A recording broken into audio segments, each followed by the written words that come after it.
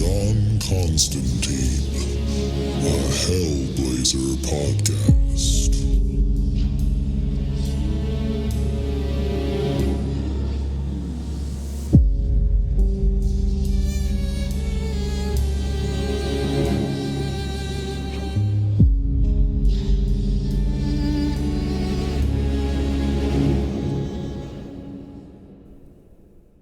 Hey there, everybody, and welcome back. Before we get into the episode, just want to let you know that this is the free version of the podcast, and all that means is that we are way behind where I'm at in Patreon. So if you are loving this podcast and you need more John Constantine in your life, definitely go check us out at patreon.com/planes, trains, and comic books and sign up for the Hellblazer tier, where you'll get access to the entire Hellblazer library that I've recorded so far. And also you'll get access to the exclusive episodes of the Planes, Trains, and Comic Books main podcast. So if any of that sounds good to you, definitely go over to patreon.com/planes, trains, and comic books, all one word, and sign up there. And with that out of the way, let's get into the issue. Today we are reading Hellblazer number 48, and just a little catch up on what's been going on. John has just beat terminal lung cancer, and because of that, he's kind of had like a different outlook on life, and it's basically making him like stop and smell the roses. And after all the stuff he's been through in this series, things are actually looking up, which is totally different than usual for him. He's even met an old friend named Kit, who was the partner of his friend Brendan, who died a couple issues back. And he just happened to run into her coincidentally while he was walking and taking in some fresh air. So over the last couple issues, they've been getting reacquainted. And in the last issue, they met at a bar that's like one of their local hangouts called the Northampton Arms. And there was a widower who owned the bar named Laura, and she was friends with John. They knew each other, and she also knew Kit and Chaz and all these other people that John knew. And it turns out her landlord had just recently sold the land her bar was on, but she did not want to sell her bar. So that man decided to hire a person to burn down the bar, and in the process of that, she dies, and that is where we left off in the last issue. The bar had just been blown up, and it seemed like her ghost was reuniting with her husband's ghost, who had recently passed. So first things first, with issue 48, we got the cover here. We see a bar that has been in an explosion, and there's still fire coming out of the top of it. And out of the broken windows and debris, we see a ghostly couple standing in the window frames. And these are, of course, the old owners of the bar, Laura, the wife who just died, and Freddie, the husband that died previously. And we start off right where we left off on the last issue. The flames are going, the bar's on fire, except Laura is definitely dead and she is a ghost, and she's saying, "My body, Freddie, it's so small and they've ruined it." And Freddie says, "Oh, Laura, forget it, love. It's just pain and heartache in the past. We have to think about now." And Laura replies, oh my God, oh my dear God." And Freddie tries to calm her, saying, "Shh, love, it's easy. I was scared too. There now, there's a girl. And their ghosts hug each other, and she says, "Freddie, thank God. Would you look at what those bastards have done to our pub, love? Would you just bloody look? Our pub." And Freddie says, "Our pub, our life." And then they both say together, "Our love." And as we turn the page, we get a full splash page of the bar on fire, and the flames are engulfing it. And they're on the second floor now, too. And we see the name of this issue is Love Kills. And since I forgot to say the credits at the beginning, the writer, of course, is Garth Ennis, and we have a guest penciler, Mike Hoffman, with inks by Stan Walk. So like I said, the bar is on fire, and we get the fire department pulling up, and they're rushing off the truck to try to fight the fire. Then we get to John Constantine, who is asleep somewhere. We don't know, but as he's kind of waking up, he definitely has a bad taste in his mouth, and he's got a headache, so he definitely has a hangover from last night. So much so that he doesn't even know where he's at. So as he kind of opens his eyes and looks around, he says, "Where is?" And then someone's voice from the other room says, "My flat, the sofa to be precise." And then we see Kit walk out, and she has recently taken a shower, but she's got like a bathrobe on. And he says, "Kit?" And she says, "Yep, you're cute when you're asleep. Do you know that?" And he kind of rubs his face and he says, "I'm never cute. What the hell happened last night?" And Kit kind of thinks for a second, and she says, "Well, let's see. You drank yourself to a standstill, sang a rude song about a town called Mobile, and passed out in the taxi. My place was the closest, so I got the nice taxi driver to haul you up here and throw you on the sofa. You talked in your sleep for a while, something about not being out drunk by a woman, And then he started snoring, so I reached for the earplugs. There's hot water left in the shower if you want. I'll get on with breakfast. So John takes a shower, and while he's there, we get some narration where he's thinking to himself, and it says, "It's been a long, long time since I got drunk and made an arsehole of myself. I've been doing most of my drinking alone recently. Maybe this is my second go at youth. Next thing you know, I'll be growing dope plants in the window box and starting a crap punk group." And then all of a sudden he gets a whiff of what she's making for breakfast, and he thinks, that's sort of familiar, but something I haven't smelt in ages. Like, what is that? And as he finishes his shower and gets dressed, he comes out to find something called sodas being cooked. I didn't know what this was, and I tried to look it up, but of course, because it's called sodas, most of all I could get was about drinking soda pop or Coca-Cola or something. And the only thing I really could find about a breakfast food called soda was the bread called soda bread that apparently Irish people eat for breakfast, so I'm assuming that's what it is because Kit is Irish. And as she's pulling them out of the pan, John says, "Christ almighty, I haven't had those in bloody years.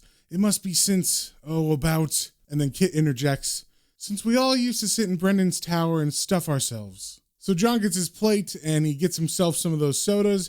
And as he's kind of preparing it and putting some condiments on his plate, he's trying to figure out how to breach the subject of did him and Kit sleep together. So he slyly kind of just asks Kit and he says, "I'm just trying to remember last night. I can't quite get it straight if you know what I mean. Must be the drink." And then Kit says, "Oh, I wouldn't worry, John. After all, you woke up on the sofa." So after they're done, Kit goes to work. And I guess some time passes because John is now in another restaurant, so I can't imagine he's eating that soon after eating breakfast. So it must be lunchtime, and he's eating fish and chips, and he's kind of thinking about Kit and like what's going on with that. And his narration says, "I go looking for trouble." Well, that's not really true. It's what I usually do when there's nothing else on the go. Find something nasty and piss it about a bit. Get my fingers burnt and burn the other bastard's arm off in return. But I can't do that forever, can I? And as he's sitting there thinking, he's playing with his food and he stabs his fork into one of the chips and the narration continues, "It's like if I was this chip and I saw all my mates getting wiped out and there was a chance to get away. I should take it. I shouldn't go looking for trouble anymore. I should fall in love with a beautiful Irish woman and work tirelessly to get her into bed." And then all of a sudden someone screams John's name and it turns out it is Chaz. He has come to the same diner and he just happened to see John and he says, "John, Jesus, mate, did you hear? The Northampton Arms burned down last night, right to the ground. And they can't find Laura Collins, John. They think she was in it." And upon hearing this, John turns and he and Chaz run toward the Northampton Arms. And John's thinking, shit, absolute bloody shit. You can give up looking for trouble if you want, Constantine. It's going to find you anyway. And then we cut to the scene of the burning rubble that was the Northampton Arms. And we see there is literally nothing left, just the front facade of brick. The rest of it is completely burned to the ground and just piles of different bricks and rubble. And John and Chaz are waiting across the street, watching the policemen examine the debris. And as they watch, John says, "I bet she could have escaped, Chaz. She could have, but she stayed because she loved the place. It meant too much to too many. I wish I'd listened to her. Just last night, she gave me a G&T on the house and said she was worried about Carson selling up. Your mate Dave even said Joe Hollis was talking to her." And then Chaz suggests it's possibly an insurance job, and John agrees. And then Chaz says, "You want to see how the cops are getting on?" And John says, "Yeah, for what it's worth. They're usually no help, mind you." And then Chaz looks at John questioningly and says, "Help? Why? Oh, I get it. Going to play detective, are you? And then judge and jury." And John kind of gives him an evil smile and says, "For a complete prat, Chaz, you're a pretty smart bloke. Go home." So Chaz leaves, and then John goes over to the policeman who's guarding the scene. John pretends to be a journalist, and he says, "I'm from the Mail, the Daily Mail, you know." And then the cop apparently has like a blank look on his face, and he goes, "Sod it, I'm from the Sun." And apparently the Sun is like a tabloid or lower ranked newspaper that maybe this cop that John thinks is dumb would read. So the cop is like, "Oh, the Sun, the one with the tits in that, yeah?" So apparently this newspaper has nudity or something because this cop says that they show tits in this newspaper. And in this scene, John's not using magic at all. He's just pretending to be a journalist and this guy's believing him. So John asks the cop, "Is this arson then? Somebody doing a compo job?" And the cop says, "Don't know, mate. The fireman bloke reckoned he'd need a bit more time. Tell you what though, it went up bloody quick. Creepy, isn't it?" And as John stares at the wreckage, his narration says, "It's creepy, all right. You don't have to be as sensitive. You could be a mindless Burke and you can still feel it. Something in the air. No, not in the air, but it's right here, all right? And it feels angry and bad. And then John picks up on some other vibes, and the narration says, bad that used to be good, hate that used to be love. And then without another thought, he turns around and begins to walk away from the scene, and the cop says, hey, wait, don't you want my photo for your paper then? And John thinks, prick, I think I'd better see if I can find out who did this before whatever in hell's back there finds them first. And then we cut to the office of Carson, and he was the man who was selling the property that the bar was on, and the guy that also hired Joe Hollis to burn it down. And he is talking to Quincy, who was supposed to be the developer for the new building that's going to be built now that it's burnt down. And Quincy is asking how it went that night, specifically if there's any insurance investigating going on. And Carson says, they'll be there tomorrow, I think. Look, I wouldn't worry. I drove past the place on my way here, and it's burnt right to the ground. You'll never find any evidence in that lot, believe me. And then Carson leans back very nonchalantly and says, mind you, the old woman being in the place will slow things down a bit. And this is a shock to Quincy because he says, what? She's dead? She was in there? For Christ's sake, Carson, that's murder. And then Carson kind of sits up fast and looks at Quincy and says, remember where you are, son. Keep your voice down, huh? I've asked Joe Hollis to join us here this evening just to sort out a few details. I thought you ought to meet Joe just to keep you from thinking any silly thoughts about backing out when the going gets tough. And don't forget, I've still got the deeds, Quincy, and Joe's quite capable of serving me your bollocks to go with them. Then we cut to a man who we haven't seen before. He's walking down the street, and we get some narration that says, ever since lunchtime, Lenny Fisher's been certain that someone's following him. He keeps catching glimpses out of the corner of his eye of something. Well, he just isn't sure. You have to keep your eyes open when you're in Lenny's business. He's one of those people who knows things. He's never actually involved in anything himself, but he knows who is. And whoever you are, police or criminal, filth or scum, if you want to know what Lenny knows, bung him a few quid and he'll tell all. Of course, this tends to make Lenny somewhat unpopular in certain quarters, and so, to avoid the sudden explosive removal of his kneecaps, Lenny is a very careful man. But just right now, he's getting worried. So as Lenny's walking, we kind of see him look to the left and look to the right, and then he glances to the side with his eyes, but he's not really seeing anything, so he just says, screw this, oi, taxi!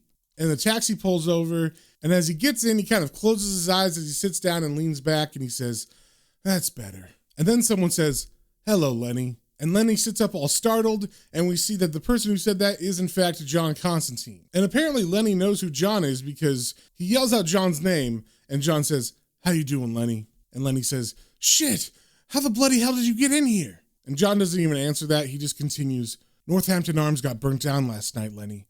I hear Joe Hollis might be the man. Don't worry about the driver, by the way, he can't hear us.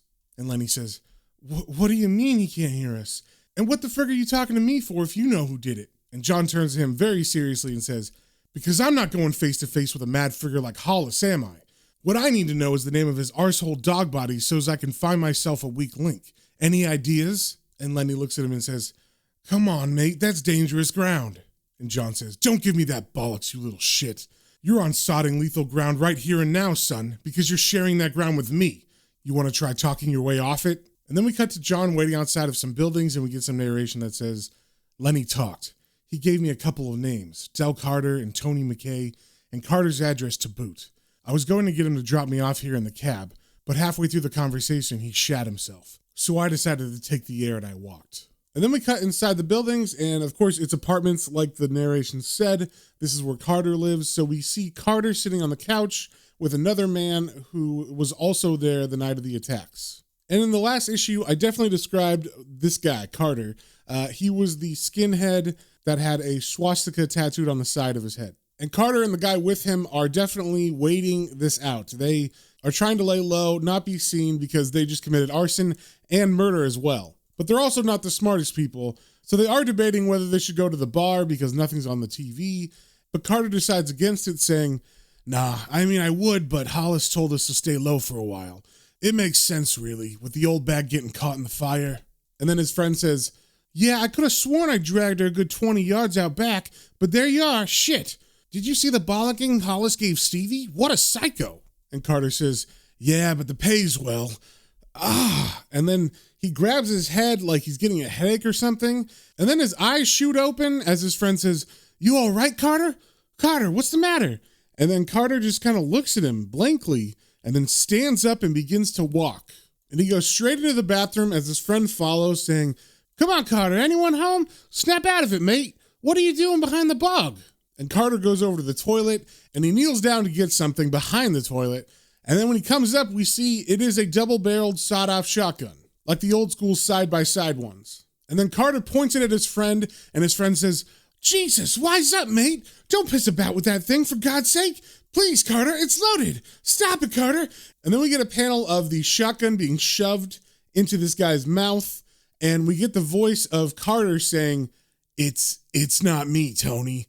It's not me." And then we get to John outside, who's just smoking, and all of a sudden he hears a shotgun blast, and he runs inside, and the narration says, "Shotgun, if I'm any judge, both barrels." And as he runs in, he says, "Oh, Christ." As he sees the scene in the restroom, Carter has the shotgun in his hand still, and his friend Tony is dead. His head is blown open in the back, and he's leaning against the wall. And then we see Carter go over to the mirror and break it. He's still in his trance, and he grabs a shard of glass, and while he stares blankly, he shoves it in his neck and begins to go across very slowly. And Constantine is watching, horrified at this whole thing. And then we cut to some time after, where Constantine is, I'm assuming, in his house. We don't really see the location, but he's drinking and he's sitting on a bed, and the narration says, "He just kept pushing. More and more blood was coming out, pissing all over the place. And he pushed and pushed until it sliced into his brain, and I heard a click when it reached the inside of his skull. And whatever that was at the ruins this morning, that's what did it. You could feel it in the room. Christ, it's strong. I shouldn't be here. I should be out there trying to work out what it is and what it's doing. But he twitched a couple times and fell down and gurgled, and everything came out of his mouth and nose and ears." And as John's sitting there trying to forget about the trauma he just witnessed, all of a sudden someone kicks open the door and yells, "Constantine!" And John sits up super surprised and says, "What the fuck?" And the man continues yelling at him saying, "You're Constantine. You killed Tony and Dell, you bastard. You dirty friggin' shit." And John tries to reason with him saying, "Christ, not me, mate. I've only just found them myself. Now let's just calm down and talk." But the man doesn't listen and keeps coming at Constantine, and he says, "Lenny Fisher told me you wanted them. It was you. I saw them, Constantine. How in bloody hell do you think you could do that, you sick bastard?" And as the man comes at John, John thinks, "Oh, Jesus, here we go." So he takes the bottle he was drinking and he grabs it by the stem end and he shatters the butt on the wall. So now he's got a weapon at least. And then as the guy comes at him, John swipes at him with the broken bottle, but of course he misses because he's a bad fighter, and he ends up getting punched in the face. And now John's on the ground and we see blood pouring out of his mouth, and his narration says, "You never were any good at this, were you, Constantine?" And then the man comes up to him and says, "Not such a pretty face now, arsehole." And if John's intimidated, he's not showing it. I mean, he probably is, and he's probably just putting on a face because he says, "Listen, son, if I had a face like yours, I'd start smoking tampons." And with that, the man begins to punch him again in the stomach and knocks the wind out of John. And then all of a sudden, Kit comes in the doorway and sees John and says, "Frick's sake, John." And the man sees her, and John is instantly worried for Kit, and he says, "Kit, get away. He'll kill you." And the man that was attacking John does turn, and he looks at her and he says, "Too bloody right." And then he walks towards her, and as he does this, she says, "Oh, I?" And then as he goes for her, she reaches down very quickly and grabs him by the balls and says, "Can I take your bag, sir?" And then she begins to squeeze. And as she does, she says, "Think you're the queer fella, do ya? You like hitting wee girls? Well, you listen to me, lad. You make one wrong move, and I'll tear your friggin' balls off." And then she squeezes even harder, and he gives out a yell. And then John, who's recovering, says, "Right, dickhead. Where's Hollis? I'm not going to kill him, and I didn't kill the others, okay? Where is he?" And the man who's getting his balls squeezed is saying, "Oh, he's at Quincy's office. Carson's using him to lean on Quincy, I think. Please let me go." And then we cut to a cab, and we get some narration that says, "The driver looks a bit edgy when Kit pushes the jerk into his taxi with her hands on his buttocks, and even more edgy when we push him out into heavy traffic. But the tenor I flash him soon has him looking the other way. This Quincy bloke's office is across the river. Things are starting to add up, too. Quincy's buying the pub site, and Carson's had the place burnt to save demo cost. Quincy must be getting cold feet." And as they pull up to the building, Kit says, "That big bastard will know where you live now, John." And John says, I was going to move anyway. Most of my gear is still in Chaz's place. Look, love, when we get here, I want you to wait outside, right? You're well out of your depth. And then she looks at him unconvinced and says, you were really doing well on your own back there, weren't you? And John kind of turns to her like, this is serious, and he's not joking, and he says, this won't be a punch-up, love.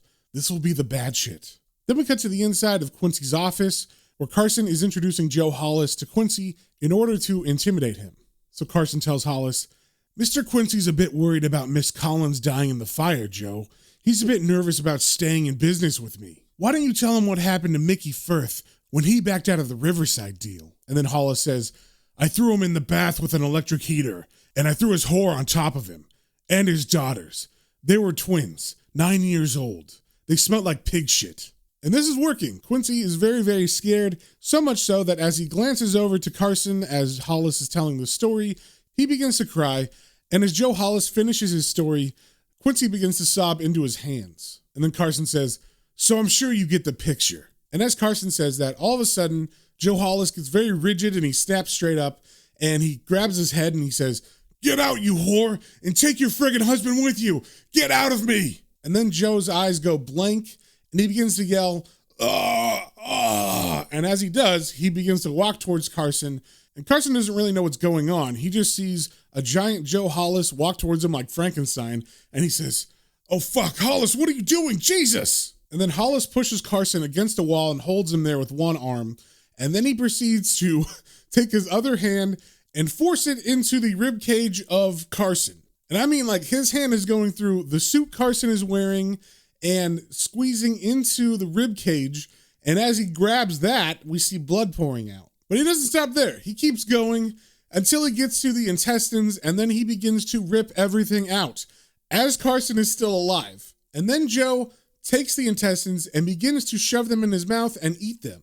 And they don't really show Carson in this scene, but I'm assuming he's either passed out or he has to horrifically watch Hollis eat his intestines. And they don't fully explain this, but I guess Joe must have choked on the intestines because he was shoving so much of it in his mouth. So he falls to the ground, passed out, probably dead, choking. And that is the moment that John runs in. So he sees this scene and he just says, oh, Jesus. And then we get narration that says, it's here. I know it is. I can feel it, just like the ruins this morning. Just like the butchery at Carter's place, I can feel the passion, the intense, destructive hatred of something that feels cheated, something that was so full of love, but now. And then John kind of looks around for a second and he says, Laura? Laura? And then a ghostly voice says, John? And then another voice says, what? Who? Laura, leave it. One more to go. And then Laura says, wait, Freddie, John? John Constantine? And then John says, that's me, Laura. Care to tell me what you're up to? And Laura says, hurt me, John. Killed me. And Freddie says, hurt Laura so badly. Burned our pub. Hurt our love. Revenge. Because they wouldn't let us love. All we wanted was our love. And John replies, look, this has to end.